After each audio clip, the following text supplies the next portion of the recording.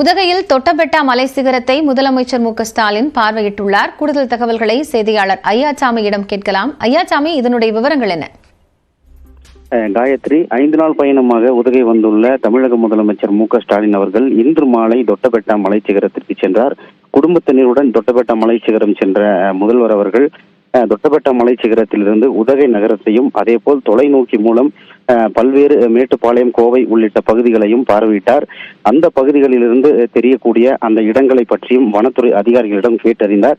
முதல்வரின் வருகை காரணமாக தொட்டபெட்டா மலை சிகரத்தில் இருந்த சுற்றுலா பயணிகள் சிறிது நேரம் வெளியேற்றப்பட்டனர். 4:30 மணி அளவில் முதல்வர் வருவார் என எதிர்பார்க்கப்பட்ட நிலையில் சற்று மேகமூட்டத்துடன் மழை பெய்ததால் அந்த நேரம் மாற்றப்பட்டது. சுமார் 5:30 மணி அளவில் தொட்டபெட்டா மலை சிகரத்திற்கு வந்த முதலமைச்சர் சுமார் 20 நிமிடங்கள் தொட்டபெட்டா மலை சிகரத்தில் இருந்து பல்வேறு பகுதிகளை பார்வையிட்டார். பின்பு அங்கிருந்து புறப்பட்டு உதகை தமிழகம் விருந்தினர் மாளிகைக்கு சென்றார். நாளை காலை 10:30 மணி அளவில் உதகையில் புகழ்பெற்ற 127வது மலர் கண்காட்சியை தொடங்கி வைக்கிறார். காயத்ரி, நன்றி ஐயாச்சாமி விவரங்களுக்காக.